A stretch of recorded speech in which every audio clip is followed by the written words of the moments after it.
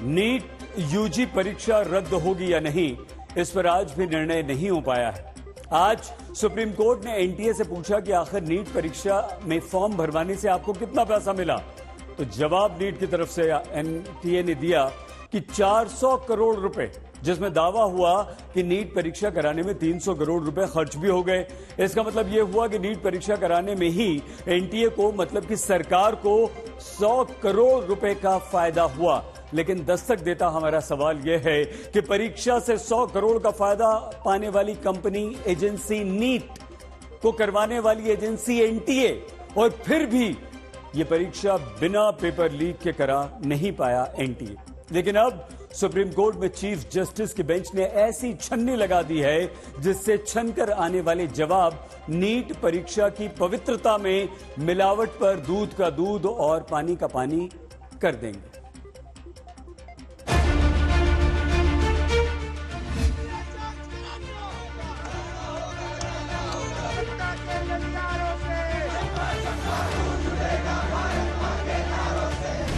देश में 5 जून से पूछे जाते सवाल का जवाब क्या आने वाला है? अब देश को क्या पता चलने वाला है कि आखिर नीट पेपर लीक कितना बड़ा है?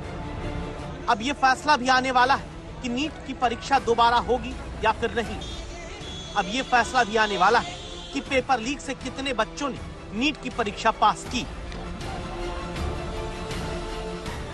नीट पर न्याय की पहली छन्नी है यह पता करना कि पेपर लीक कहां तक हुआ।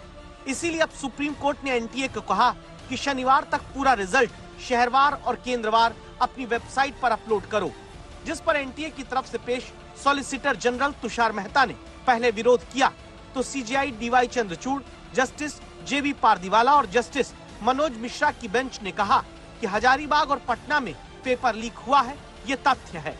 परीक्षा से पहले ही पेपर लीक हुआ था, इसमें कोई संदेह नहीं। ऐसे में पेपर लीक कहां तक हुआ?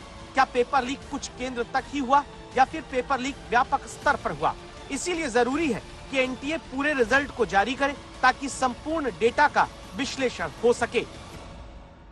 जो सवाल थे बड़े पॉइंटेड थे।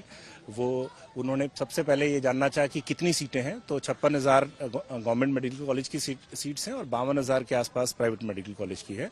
तो कोर्ट ने कहा कि पहले हम पूरे 23 लाख या 13 लाख को ना करके पहले हम 1,08,000 पे कंसंट्रेट करते हैं कि इसमें क्या स्पाइक हुआ, क्या इसके अंदर कोई ऐसा एलिमेंट एंटर कर गया जिसको नहीं आना चाहिए था, मेरिट के ऊपर है।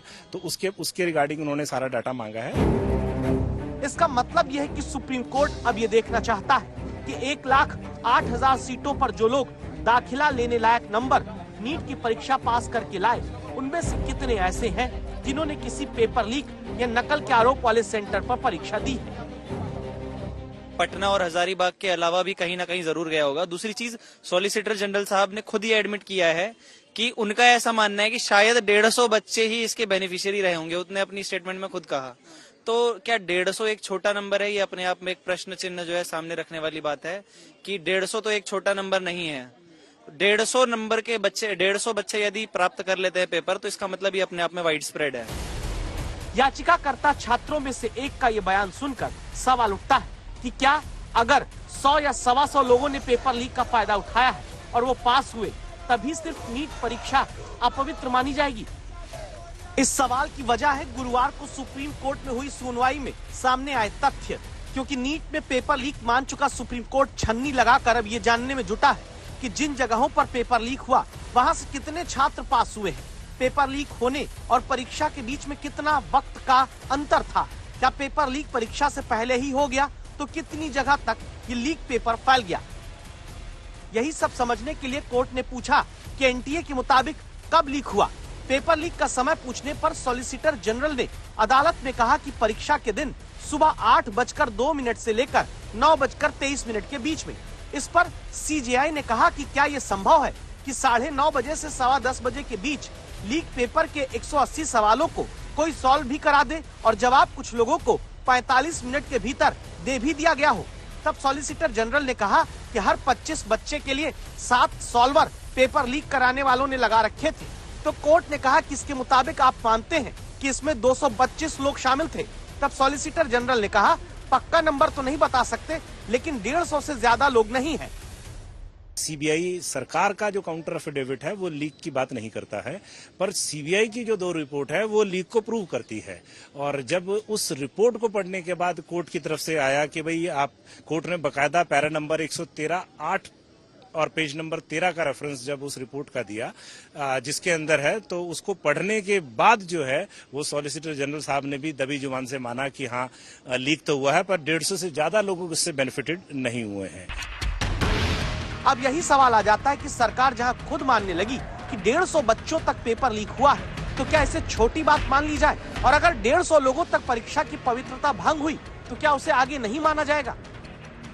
कि सॉलिसिटर जनरल साहब और एनटीए के जो वकील थे, एनटीए काउंसिल, उनका जो बार बार स्टेटमेंट निकल करके आ रहा था वो पूरे तरीके से इकोनॉमिक ऑफेंस यूनिट बिहार की और सीबीआई की रिपोर्ट जो कि न्यूज में दिखाई जाती है एकदम कॉन्ट्राडिक्टरी है। कैसे कि इकोनॉमिक ऑफेंस यूनिट कहती है कि भाई बिहार में, पटना में जो बच्चे हैं उनको एक रात पहले पेपर मिल गया था, और यहाँ पर सॉलिसिटर जनरल साहब आकर के कहते हैं कि नहीं, सुबह पेपर मिला है। तब सीजीआई सर ने प्रश्न उनसे पूछा कि अब आप ये बताइए कि सुबह यदि प्रश्न मिलता है 45 मिनट में कैसे सॉल्व किए जा सकते हैं और रटाए कैसे जा सकते हैं। क्या सुप्रीम कोर्ट को भी लगता है कि परीक्षा के दिन ही पेपर लीक होने का दावा एनटीए का सही नहीं, क्योंकि अदालत कहती है क्या कोई परीक्षा से पहले 45 मिनट के लिए 75 लाख रुपए तक का भुगतान कर सकता है?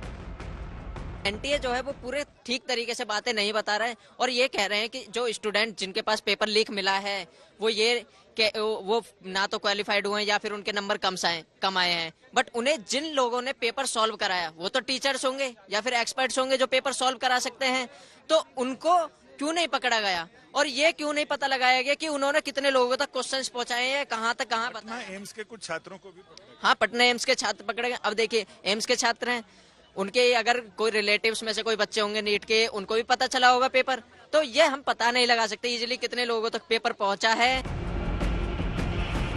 बात सुनने में सही लगती है कि भाई जिसके पास भी पेपर आया होगा क्या उसने उसे और आगे नहीं बढ़ाया होगा?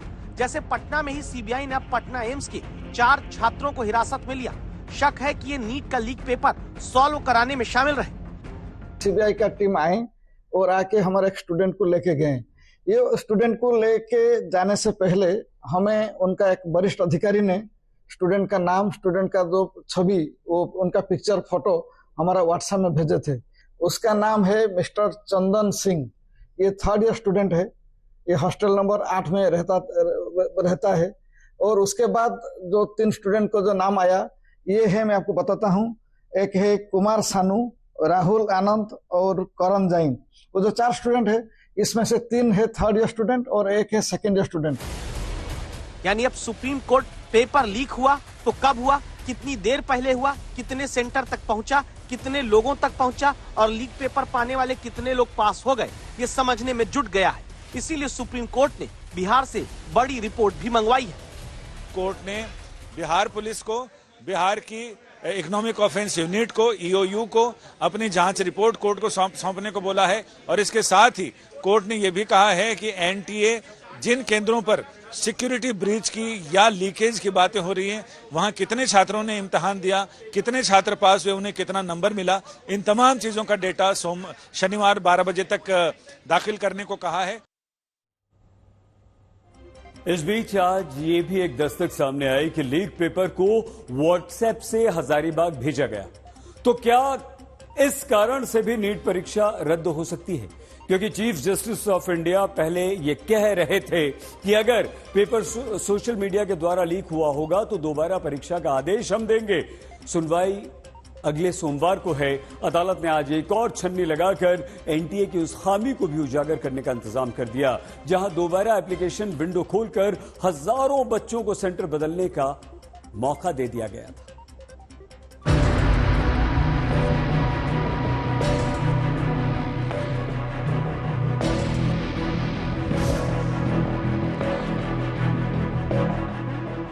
गुजरात की गोधरा का स्कूल याद करिए। ये वही परीक्षा सेंटर है जहां नीट का इम्तिहान देने वाले बच्चों से 10-10 लाख रुपए लेकर उन्हें नकल कराने का फुल प्रूफ इंतजाम हुआ। जहां बाहरी राज्यों के बच्चों को सेंटर चुनवाकर इसलिए दिलाया गया था ताकि आरोपों के मुताबिक पैसा देने वालों को यहां परीक्षा दिलाई जाए और इसी के बाद उन्हें नकल कराई जाए।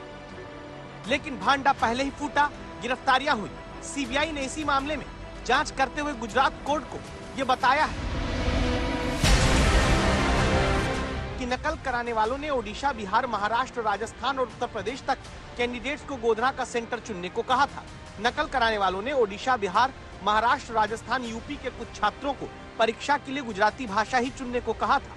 यानी जो हिंदी, ओडिया, मराठी बोलते लिखते हैं उन्हें परीक्षा देने के लिए गुजराती भाषा ही चुनने के लिए कहा गया।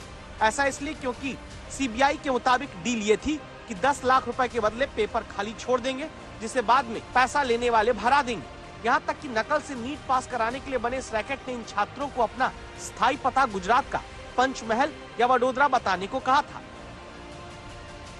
अब सवाल उठा कि आखिर सेंटर चुनने की इतनी आजादी कैसे कुछ छात्र नीट में पा गए, जबकि एनटीए कहता है कि छात्र केवल परीक्षा का शहर चुन सकते हैं, सेंटर नहीं। सवाल उठा कि जो दोबारा एप्लीकेशन विंडो एनटीए ने खोली थी, उसका फायदा कितने लोगों ने उठाया और उनमें से कितने लोग पास हो गए। कहीं इसमें धांधली तो नहीं, इसीलिए अब पूरा हिसाब सुप्रीम कोर्ट ने मांगा है। करेक्शन विंडो में कितने लोगों ने करेक्शन करा और वो करेक्शन में क्या क्या चीजें करेक्ट हुई हैं, क्या सेंटर भी उसके अंदर एक ऑप्शन करेक्शन का था, ये भी जानना चाहा। साथ साथ 9 और 10 तारीख को जो विंडो ओपन करी गई थी, री एप्लीकेशन करी थी, जो कि अनप्रेसिडेंटेड है, फर्स्ट टाइम हुआ, तो कोर्ट ने उसके बारे में भी जानना चाहा कि वो विंडो क्यों खोली गई, कितने लोग उसमें एनरोल हुए, क्या उनमें वो लोग भी थे जो ऑलरेडी पहले अप्लाई कर चुके हैं और उन्होंने दोबारा इस विंडो का फायदा करके री एप्लीकेशन दिया गया है। और इन सारी चीजों के साथ में कोर्ट ने हमें, और कोर्ट ने एक और बड़ी अच्छी ऑब्जर्वेशन करी, क्योंकि विंडो ओपन करने के लिए एनटीए की तरफ से जो दलील है वो ये दलील है कि राजस्थान हाईकोर्ट और कर्नाटक हाईकोर्ट के कुछ फैसलों का जिक्र करा। तो ऑनरेबल चीफ जस्टिस ने सू मोटो इस पे पूछा कि वो डायरेक्शंस तो सिर्फ एक पिटिशनर के लिए थी, तो अगर किसी एक पिटिशनर के लिए डायरेक्शन थी तो ये पब्लिक एट लार्ज को क्यों खोला गया। और साथ साथ हमने ये भी पॉइंट आउट करा कि ये सारा का सारा जो है, जो उन्होंने एप्लीकेशन ओपन करने की विंडो खोली है, उस नोटिफिकेशन में उन जजमेंट्स का कहीं कोई जिक्र नहीं था। तो ये सारा का सारा जो है ये आफ्टर थॉट है, अपनी गलतियों को छुपाने के लिए है। अब ये डाटा आता है तो उसके बाद थोड़ा सा और डिटेल में पता चलेगा।